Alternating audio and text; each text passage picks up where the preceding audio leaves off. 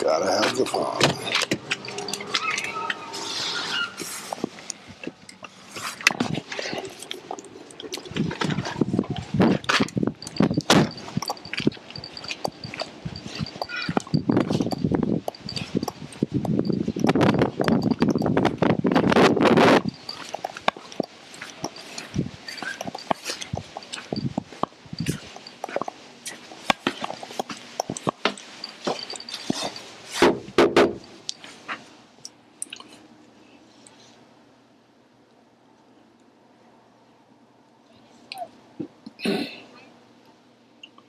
Todd. It's Todd. Oh, I guess this Todd won't be here. His wife will. I'm here to determine if their attic rafters are okay to be, for a human being to be on them.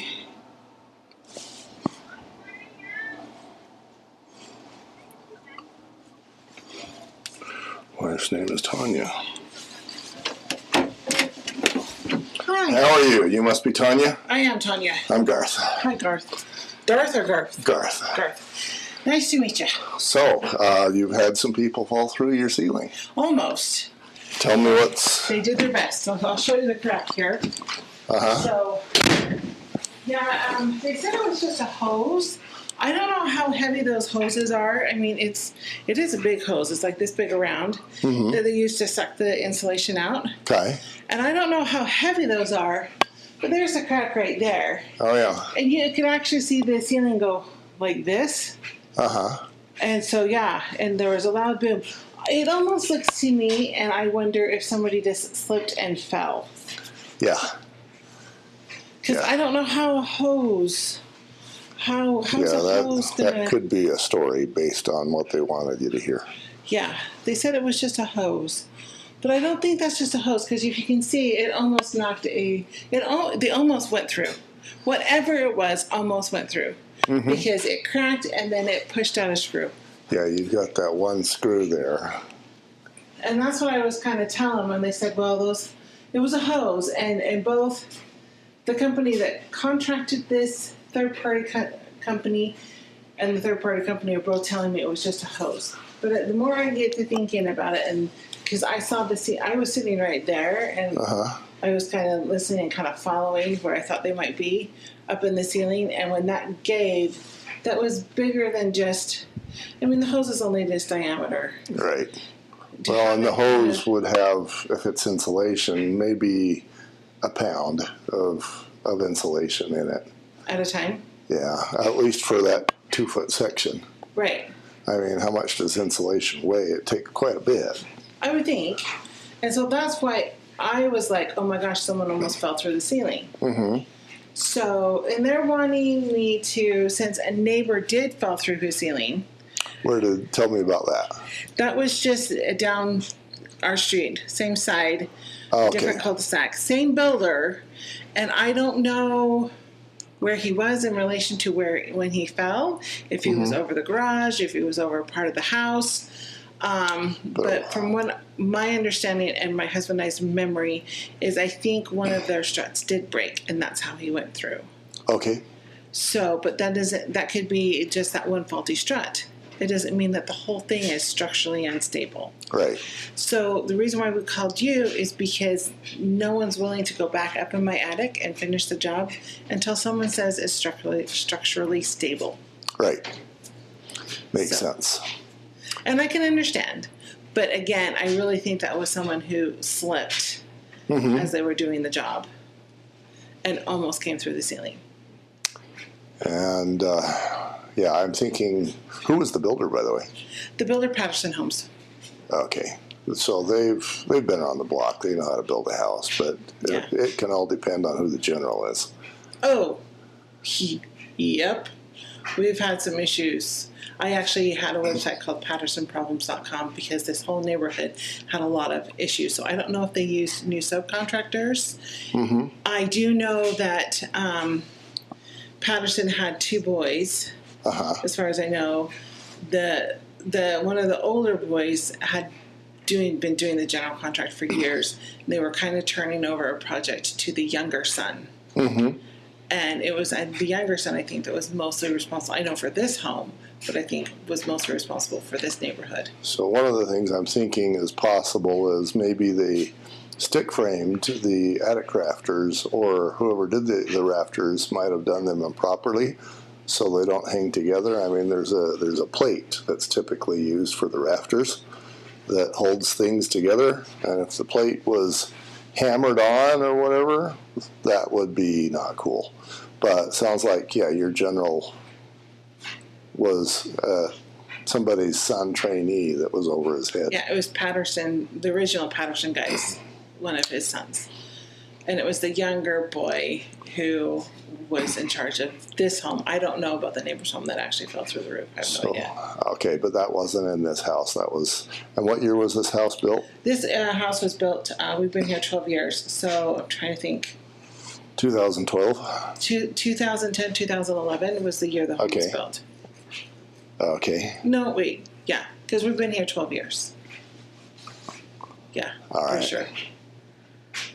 So if it had been built more recently, there was a lot of builders that had a lot of trouble finding subs, so they'd find any bonehead that said they were a plumber or a framer or whatever and hire them. Yeah, just to get the job done.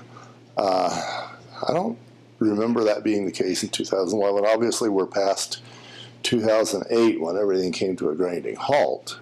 Right. And by 2011, it definitely would have been ramping up. Mm-hmm.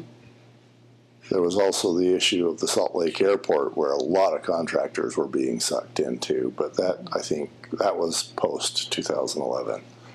So, and by the way, as I was thinking about this driving in, one thing that we can do is, because if he hammered things, for example, or if they're just unreliable, which apparently they may be, then we can require them to use lumber. Like, you can get a 4x8 sheet and you can kind of shuffle those, and a 4x8 will bridge across 4 rafters. So, right. So if one of them is weak, that you're bridging across and getting a lot of forgiveness. Distributes out the weight. Right. Yeah. So I'm expecting, based on what I see, that I'll probably be recommending that as a part of the solution. Okay. Another thing that we can do is go up there and sister the supports that look like they're dicey. And we might do that anyway, just because it's really hard with rafters, given their location and the way they're hidden. And, you just can't see when a plate was installed improperly. Mm-hmm. It might be a good idea to just sister those anyway. Mm-hmm. Mm-hmm. And with the one where the guy fell through, you don't know what part of the house it was then. I don't. I mean, we could maybe call and ask him. I mean, but that was, I'm trying to think, had we been in the home maybe a year, maybe 2, since we had moved in, that happened. It was early on, and I haven't heard of anybody else having any issues. Now, granted, I don't know how many times people are really up in their attics either. Yeah, rarely, if ever. Right. People live in a home for 20 years and never go in the attic. Right. It would be interesting to know, so we got a scissor truss here, and we've got a standard truss over here, and it looks like this is all standard. Our bedroom is vaulted like this, the master bedroom. But then everything else, our bathroom is flat, and all the other rest of the house. So it's just our master bedroom and this room that has the vault. Got it. Okay. Where's your attic hatch? It's out in the garage. I will take you there.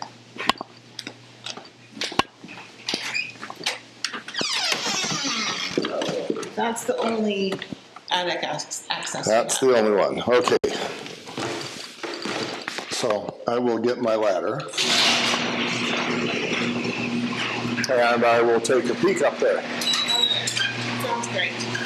So, yeah, I don't know. I'll let you know what I find. Okay. Sounds good.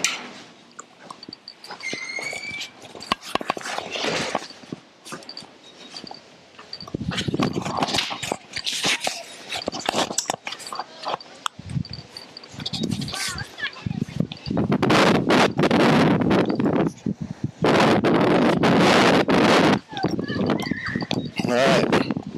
So I've got a nice flashlight that you've seen me use before.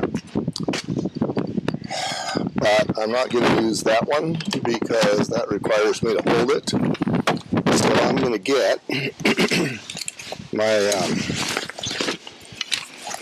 here's my ladder, of course. I'm going to get a headlamp flashlight so that I have both my hands available. This is one I've tried to fall through a ceiling before. Not something I recommend. And, I could have landed in a hospital or worse. So, going to be very careful about testing places that I step on. The previous time I was stupid enough, and don't ever do this in your practice, but I was stupid enough to step on a brace between rafters. And it doesn't matter the brace, you don't want to do that. So I'll be stepping directly on rafters only after carefully testing them, and I'll keep my weight in 2 locations at all time using my feet and have a solid grip, at least one, with my hands at all times. Your profit margin drops considerably if you're not doing any business because you're in a wheelchair.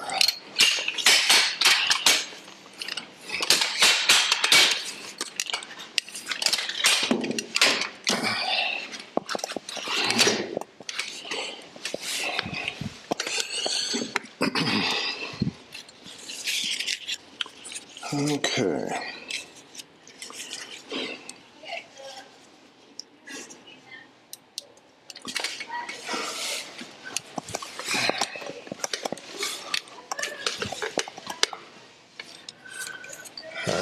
One of the nice things about doing this is your scenery changes. You're definitely not doing the same thing every day. And this one is definitely different. On the one hand, getting into an attic, not unique.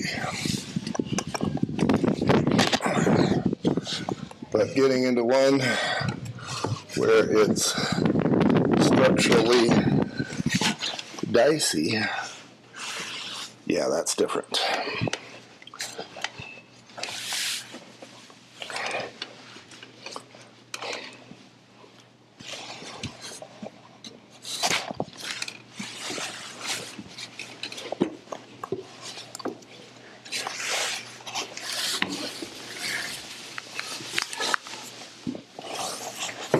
So this is a structural wall right here.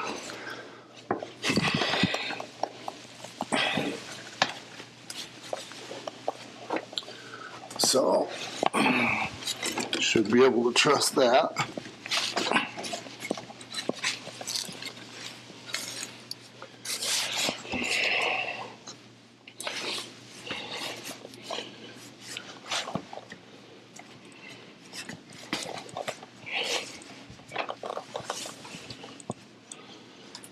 We've got a sistered joist, or bottom cord there.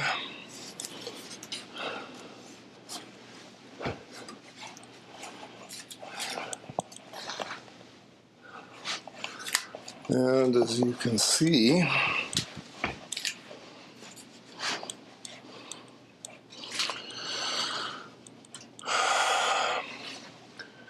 the scissor truss doesn't look very remarkable. I don't see anything that indicates cause for concern. Looks like my batteries need to be replaced.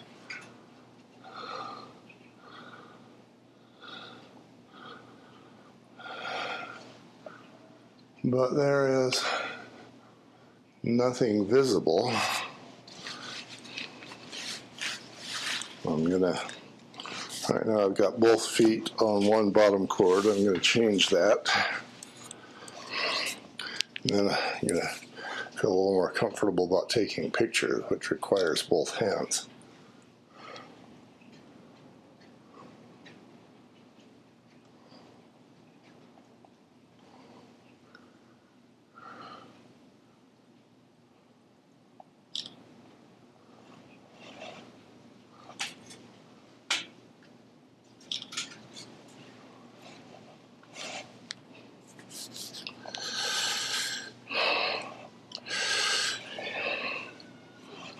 Yeah, this one was sistered. I don't know why.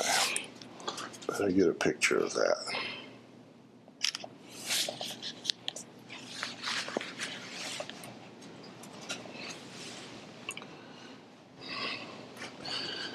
We have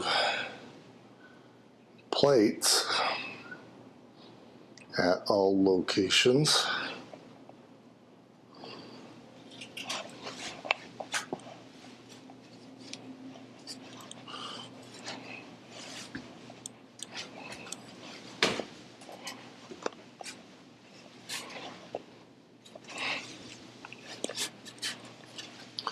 I got a sliver in my hand the other day on a deck, and now I'm wishing I had gloves, just because now I'm concerned about slivers.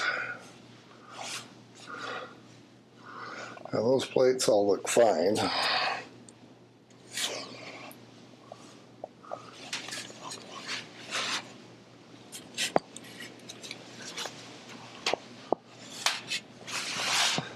Aha.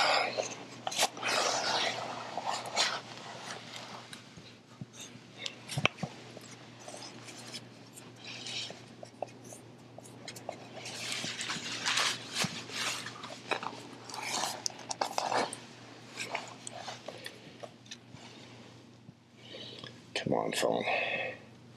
Work with me here.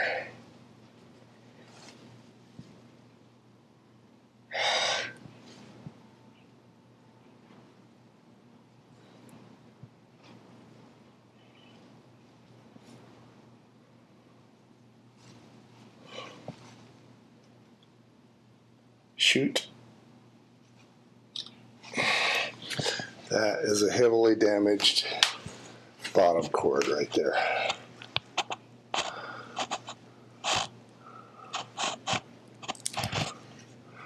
It looks like it's on a knot. And I definitely don't want to step on that. I don't know if you can see that or not, but it's right there.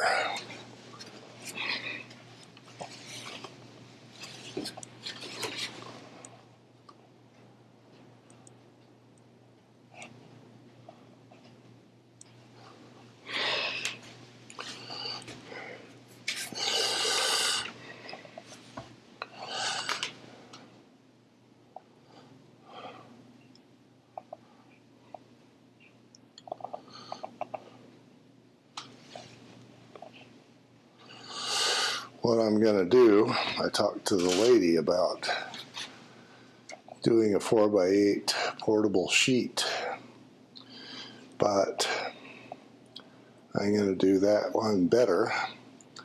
I recommend that this obviously damaged one be sistered.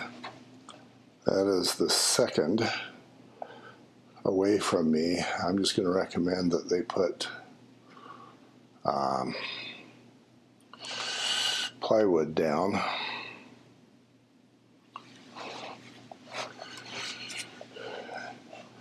On all of that.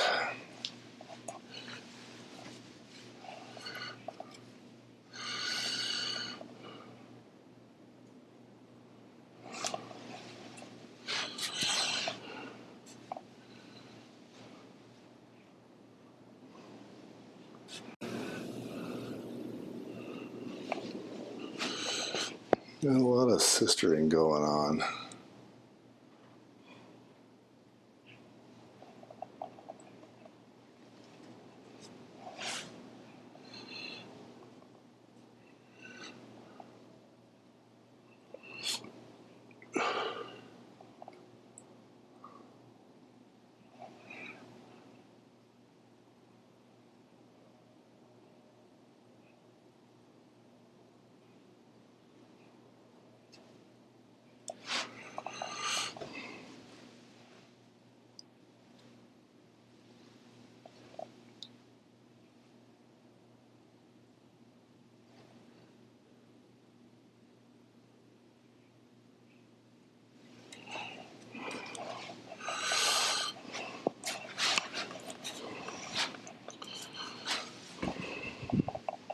So they want to transfer liability to me by having me certify that the roof is kosher, and I don't want to do that because you never know when a nail plate is improper. That's not something you can see. So I'm going to protect myself, and I guess them, by doing what some call over engineering and recommending that they cover all of these open spaces that they're going to be working on with plywood.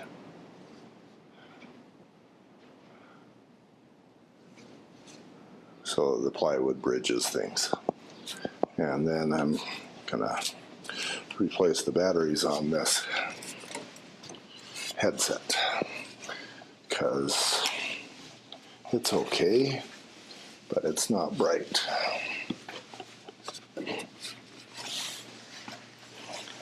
As much as we get paid, our equipment needs to be in top condition.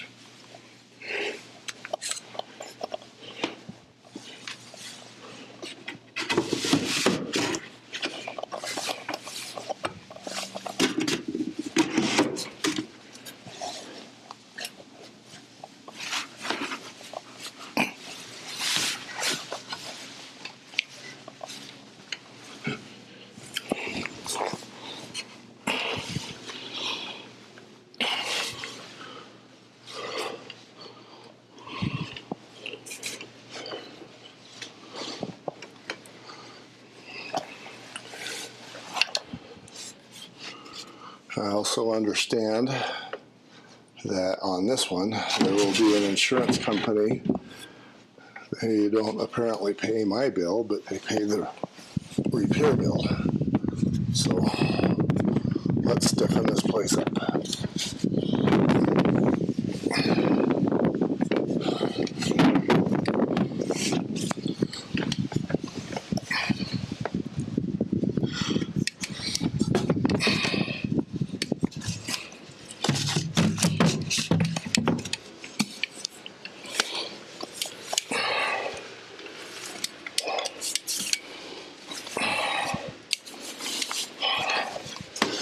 All right.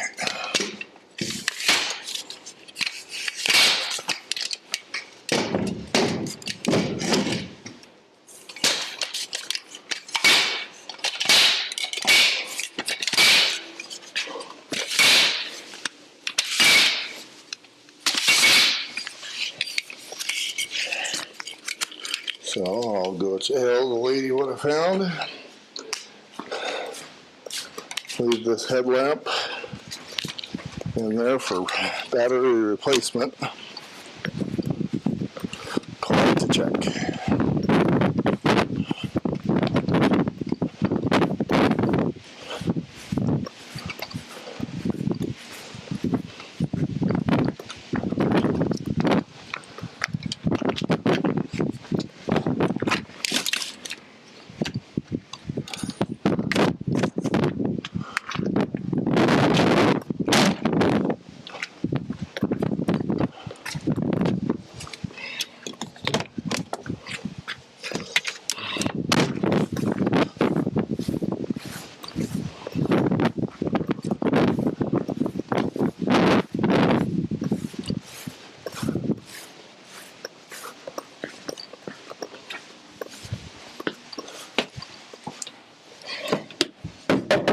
Hello?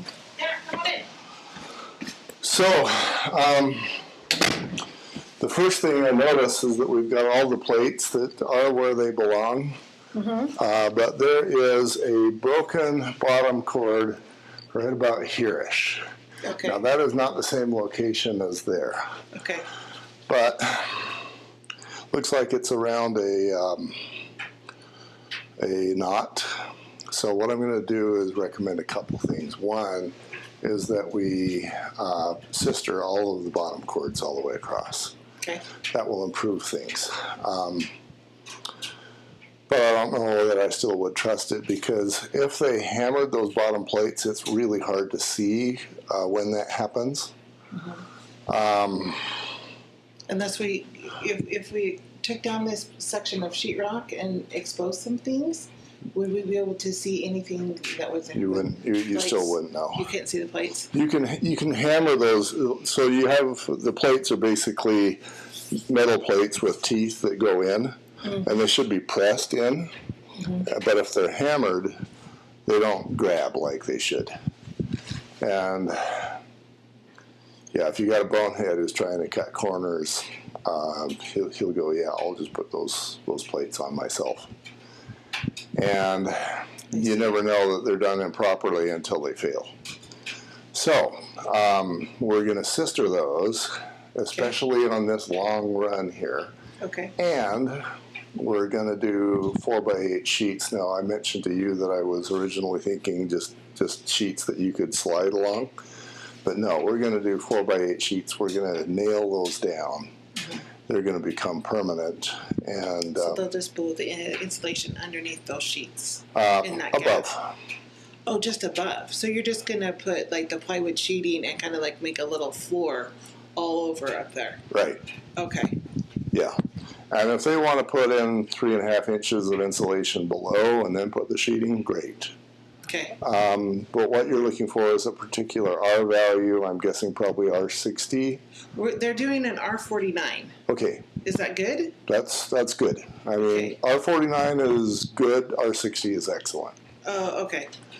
And R60 is going to be roughly 21, 22 inches of blown-in fiberglass, if that's what they're using. Okay. So it doesn't really matter where it is. We just need that much R value Okay. in there. Okay. So they're using a insulation, an R49 that it has been impregnated with boric acid. Yeah. Your husband mentioned that the boric acid. It's supposed to like disturb the rodents and make it so they don't want to stay up there. Yeah, I shouldn't speak about that because I'm not an expert in that category. But I'm going to do it anyway. I don't know how good for you the boric acid is. Obviously, it's not good for the mice. Right.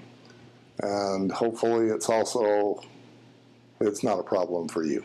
Right. My default, and I can go here because I have provided a lot of training and I've written books and articles, etc., about that kind of thing. But I feel like if you can do the exclusion thing and just eliminate the reason why the mice are there, meaning food and shelter, if you can eliminate the access and the access to food, you should be good. Okay. Yeah, that's what I was thinking. We've done some exclusions like in the garage where they were coming through where the seals were of the cement slabs. You could, I mean, this much like that big of a hole was coming, and they can come through that. We've closed off there. We've closed off some of the ones outside on the AC unit. We still have some vents to go.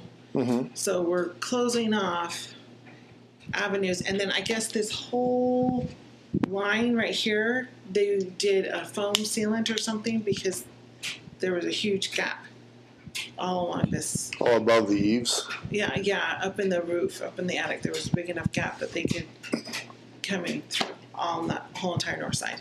Yeah. I have a good friend who had one of those cone places, one of the little cone buildings out by gas stations. During the winter, she stored her sugar in the basement, just on a table. Mice found that, and soon enough, she had 200 mice in her walls. And so she had to do the exclusion there. but it worked. You know, they put out a number of those traps and things that, you know, where the mice eat it and then they die. And it worked, but she definitely had to make sure that she didn't keep storing the sugar just loose in the basement. Yeah. Yeah. So unfortunately, we have a full-size kitchen down in our basement that people were using and cooking on a regular basis. And so my husband said, we're getting rid of that. It was just meant for basically storage of party supplies and to have the occasional Thanksgiving down there. Right. But not meant to be actual, like, live in, let's cook your apartment. Right. Which is what it kind of has turned out, because I've got 2 adult sons that live downstairs. Right. Yeah. We all have that. Yeah. One will follow the rules, because it's like 6 months ago we said that kitchen's closed. Because it was like, I can't clean both kitchens because nobody was cleaning up downstairs. And so one has followed that and has only come up here to make messes. At least I know about them easier, but the other one has not followed. And they also take food in the bedroom. And I'm just like, I do not want food in your rooms. That's been my rule forever. Yeah, I can tell stories about that one too. Cheetos being shared between humans and mice. Oh, gosh, yeah. And I just don't understand how they don't. That's gross. Yes, it is. So gross. Yes, it is. So the insurance company is going to pay for the repairs. Is that right? No. They said they would not cover any of the truss work. The only repair that they would do is the sheetrock. They said that they would not do any of our other at all. Oh, interesting. Okay. So, I mean, I can call them back again because it said it would have to go to a special management panel to get approval for any of the truss work. And I'm like, okay, so what exactly are you insuring me for? Really? Yeah, that's always the golden question. Well, what I'm going to do then is I'm going to write language that supports you in that category and basically say that it appears that the construction was done improperly.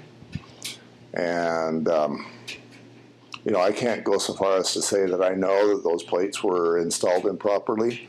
Right. But what I do know is that we have the one bottom cord which is broken through. Yeah. And so I'm going to basically say that that's a structural failure, and that's proof of workmanship issues. And try and get you as far down the road as I can that way. That would be much appreciated. And then I just cross my fingers. I don't know what to do if they don't cover it. So I have never heard of this. How did you find out about these guys, the insulators? It's a third-party company that our pest control called. I had no choice on who was doing the removal of the insulation or the blowing in of the insulation. You're the homeowner. You always have the choice. So now I'm really dipping into areas that are not in my lane, but you might want to just get a regular insulation company to come out and put regular insulation in and just do the same thing as all the rest of us do as relates to excluding mice. Obviously, with this in your backyard, you're going to have mice. Oh, yeah. We do have a cat that apparently deposits 1 mice a night on the patio. Oh, nice. Just to prove her worth. Apparently. Look at me. Funny. Look what I found. Yeah, yeah. But, I mean, the way mice multiply, I feel like I'm going to have to get 100 cats to keep up with it. And I don't want 100 cats. So. No, you don't. Because they're kind of like... They're just up above the rodent level, really. Yeah. No, they're below the rodent level. Or are they? We kind of like them, but... Yeah. Oh, you're talking about cats? Yeah, cats. Okay, yes. I can tolerate a cat. Yeah. I'm a dog guy. Yeah. Well, we have a big black lab in the backyard. He will actually go and pick them up. And he's bird dog trained, so he doesn't like squish them. But I think it freaks them out so much that they finally die of a heart attack. And you see these slobbered on mouses in the yard. And it's like, oh, we're not playing anymore. So anyway, he does a little bit of his part in a roundabout way. Oh, that's hilarious. Yeah. Count on a dog to be dumb. He just plays with them, and like I've even seen him go up when he's found one and he like licks it, and I'm like, what are you doing? You could swallow that thing. Why don't you just have a little snack? Free protein. But no, he'll lick it. But then, like I say, he mounts them and plays with them, and then I think the things have a heart attack because they're dead. Mm-hmm. But yeah. Yeah. Do I have your email? It's I don't know if my husband gave it to you. It's WIMA. Does that sound familiar? Oh, let me just put it in here, and then I know I have it. I have todd.allen@live.com. That's my husband's, and you're more than welcome to send it there. Is this one else? Is this one? That's mine. Okay, so I'll get that report to you today. Okay. And payment I can do cash, check, credit card, PayPal, Venmo. Okay. And another question I have for you is, do you need the PE stamp? It makes it more official. Other than that, it really adds no value. If you think the stamp would help with the insurance company, Yes. then let's do it. Okay. So just let me know. All right, so that's $900. Okay. I'm trying to think. Let me call my husband and see which card he wants me to use on this. Is your painting of a particular place that you've been? Yes, this is Lake Atitlan in Guatemala. It is about 3 hours outside, 2 or 3 hours outside of the city of Guatemala, or Guatemala City. So you go to the country of Guatemala, you go to the county of Guatemala, the state of Guatemala, and then the city of Guatemala. Oh dear. Okay. So yeah, and then this is little Lake Atitlan that we've gone there forever. Mm-hmm. So yeah. Is it safe there? Yes, we go in groups. I mean, his dad wrote books on Mesoamerica and the Great White God, Quetzalcoatl, comparing him to Christ. And so they've been going down there for 25, 30 years. Mm-hmm. So yes, we go down in groups, of like 30, sometimes 40, but we try and keep it between 25 and 30 people, just because it's a little more easier, and then you kind of get to know your group better, Right. But yeah, we've gone down there forever. Cool. So we did. I'm trying to think. Was it 3 years ago? Just the family went, and so all the family members that could go went down there, and we did a family trip with my husband's dad, who passed away this last May of last year. So we did that about 3 years ago because we knew it was getting to the point where he wasn't going to be able to go anymore, and so we all wanted to go with him, and it was a lot of fun. So yep. So. Well, that's awesome. Yeah, I served a mission in Guatemala. Oh, did you? Yeah. Yeah. So you know. I didn't go there. I was intending to go there at the last minute, and then the guy that I was going to go with bagged out on me at the last second. Oh, really? So I missed it. Yeah. So interesting story. In that little inlet of water right there, they actually, when the lake was at an all-time low during the drought season, probably about 20 years ago, you could see a ruined city. Oh wow! Underneath there. Cool. So yeah, it's like I said, I can show you the books that my father-in-law wrote, but yeah, he wrote Sacred Sites, Exploring the Lands of the Book of Mormon, and there's a first edition and a second edition of that one. Sacred Sites, and then Promised Land, Promised People, or something. It was the first book written on the Book of Mormon in Spanish. It hasn't been published yet, though. Oh, is that on Audible, perhaps? I don't know if they're on Audible. I am not sure. Let me show you what you can look for. I don't have all of them. Sorry, this is a disaster. Oh, goodness. So this is his book in English. But he translated it to Spanish before he passed. And then this is the second edition of Exploring the Lens. So he did his doctoral dissertation years ago at BYU. He had a PhD in ancient scripture and philosophy. But yeah, I don't have I have an original version of this one. And I don't have the Sacred Sites, and then there was one other book that someone wanted him to write with him that he wrote. That's very cool. Yeah. So that's a little picture of Antigua. I was there. Were you there? Yeah, that's a fun little place. We go there as just a stop for lunch. Oh my gosh, that's an odd shaped book. Okay. That was the photographer that wanted her pictures to be seen better.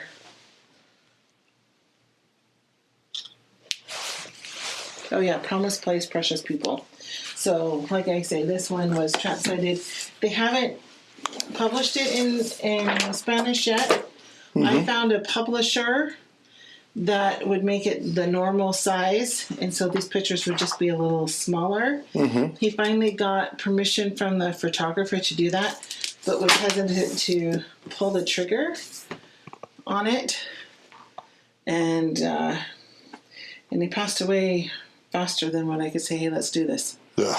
Because I kind of wanted to have that in Spanish. Have that in Spanish to show him, Yeah. Before he passed away, but we didn't make it. You wanted to call your husband about... Oh, yes. I'm so sorry. We got sidetracked. Yes, we did. I do that all the time.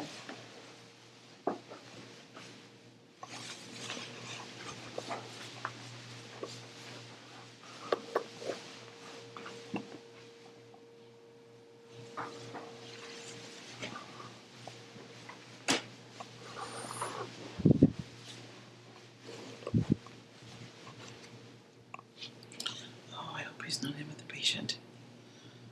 I might have to split this up in 2 payments that I have. If you want, I can just give you a while, and I'll just call you from home in an hour or 2. Yeah, and then let's see. So, yeah, can you do that over the phone? I mean, we can do Venmo over the phone, right? Yeah, you can do Venmo from anywhere. Okay, so. Like I say, I don't have a card with a big enough limit for So I will, if you want to do Venmo, I'll send you a pay request. Okay.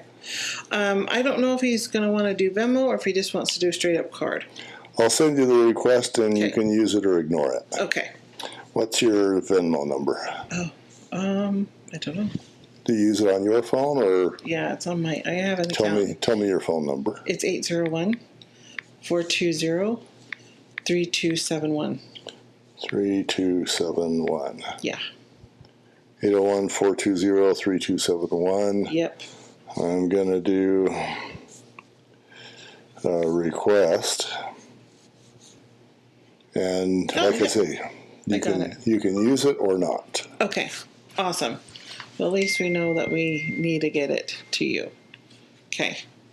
So I'm sorry, I didn't even think about it. I thought I would have a big enough balance on one of my cards, but I don't. He's a doctor? He is a nurse practitioner of psychiatry. So he went through and so he's double mastered actually. Has a master's in nursing informatics. Then he has the master's in psychiatry, and he is finishing his DNP, which would be a doctor of nurse practice, specializing in psychiatry. So sounds entertaining. Oh yeah, never a dull moment. I bet you deal, or at least he deals with some interesting people. Yeah, I do the receptionist and scheduler, and then a little bit of the back office stuff. But yeah, he knows more than I do on the fun stuff. Hey, hon. Hey, so I got Garth here. I just don't know. It's $900. I do not know how to pay for it because my Apple Card will not go up to $900. Oh, he told me that he was doing this one free just this one time. Oh, just this once? Okay, awesome. I don't know if I think he changed his mind. You didn't even tell him that. You didn't even relay that. No, Do you have the MacU Visa card? what do you mean? There should be a red card from Mountain America, my personal Visa, and it's not in my wallet. I think I can't. Oh man, I really hate when that happens because I lose them.